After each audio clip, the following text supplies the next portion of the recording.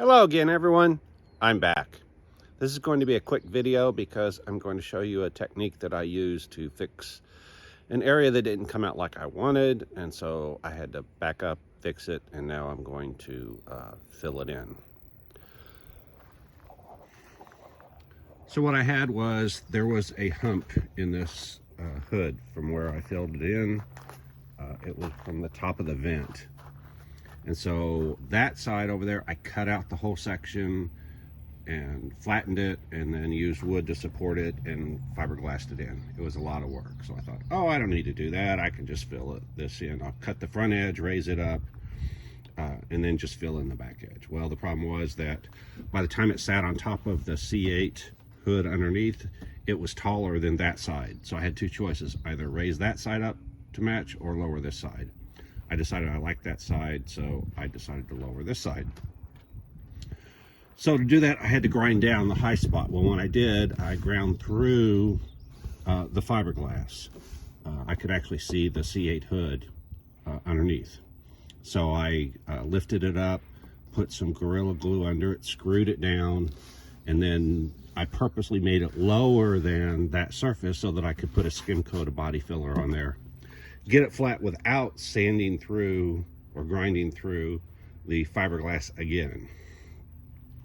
After I did that, I put a thin layer of fiberglass cloth, and the cloth is, I should have a piece around here, I don't know where it is. Anyway, oh, I know, there's a piece right there.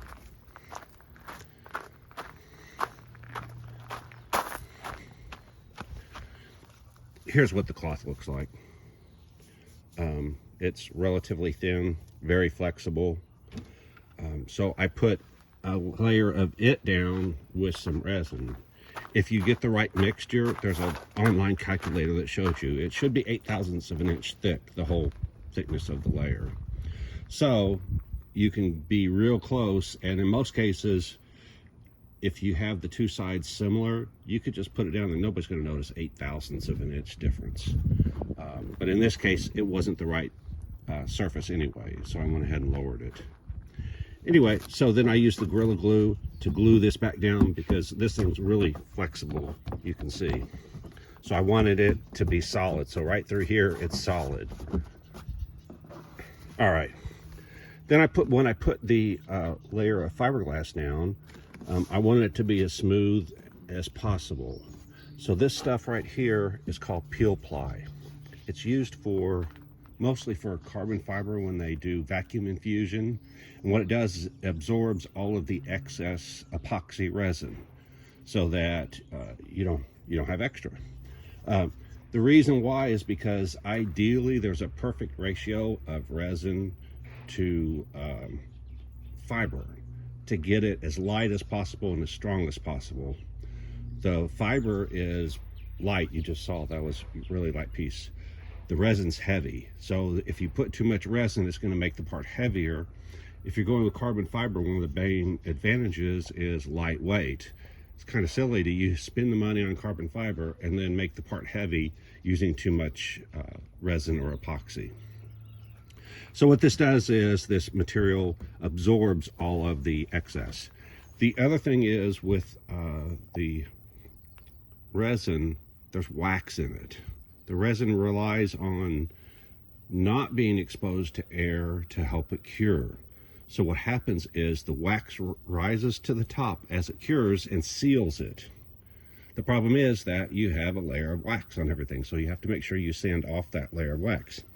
If you use peel ply, the wax ends up on top of the peel ply. So when I pull this off, there's no wax. So what it means is I don't have to sand the surface to get stuff to stick to it, like primer or body filler or whatever.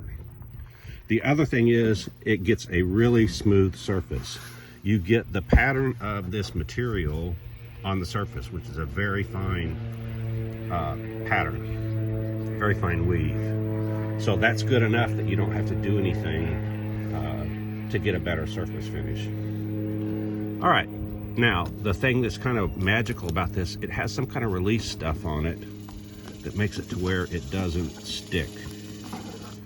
It's to where you can peel it off. So if you look, now it's not easy to peel off, it takes a little bit of force, but once you get it started, you can see that it peels off.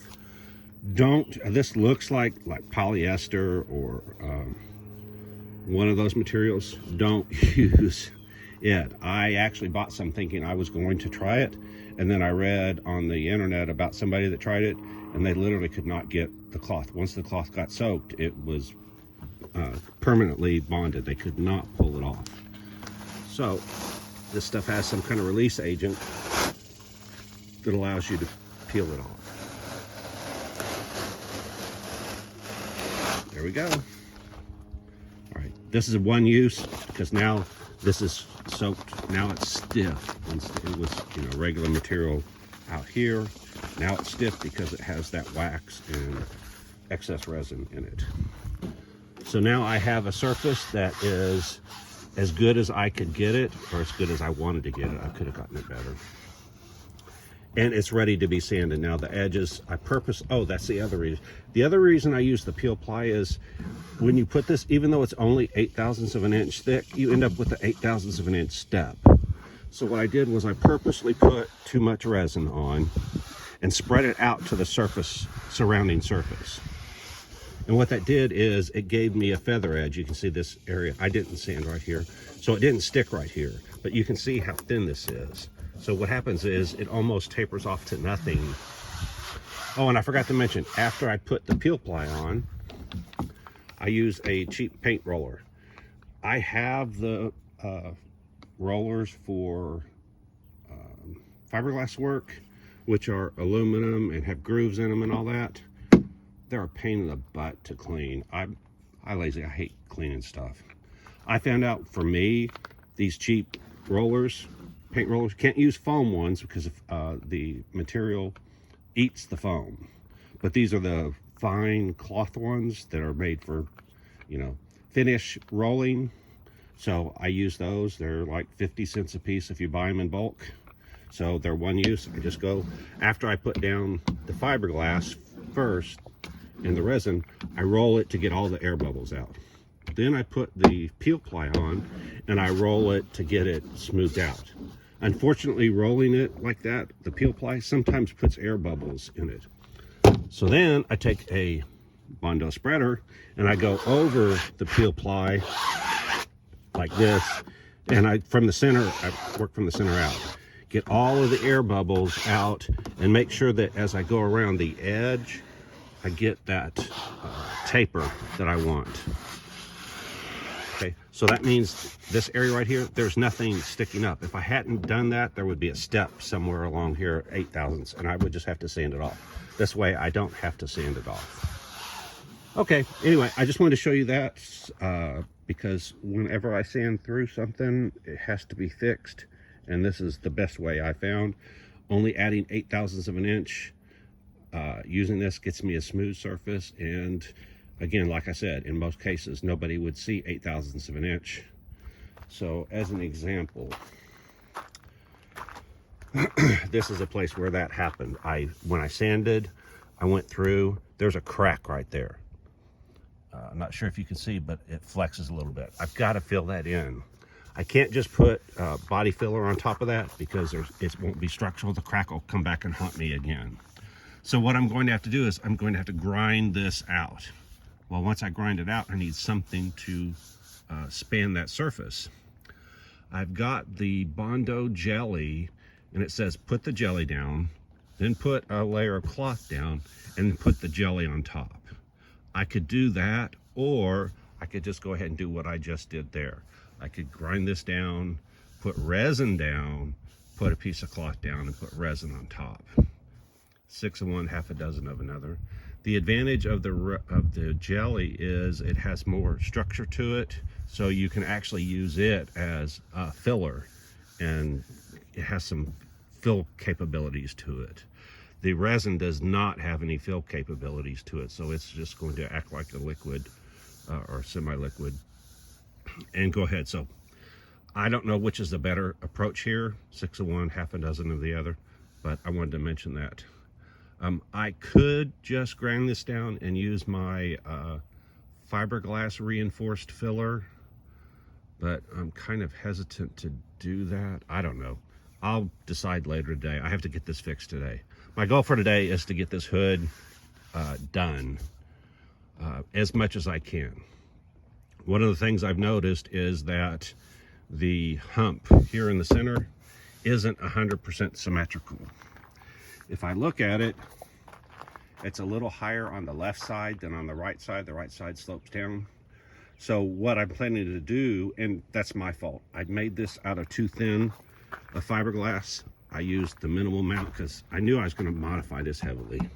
So I said, why waste the fiberglass making this thick and stiff? Well, now it's coming back to haunt me because somehow this needs to be raised up just like that. So what I'm going to do is, after I get all of this flat and smooth and ready to go, I'm going to flip this upside down, put it back in the mold, clamp the edge to the mold, and then I'm going to put a reinforcement rib all along here.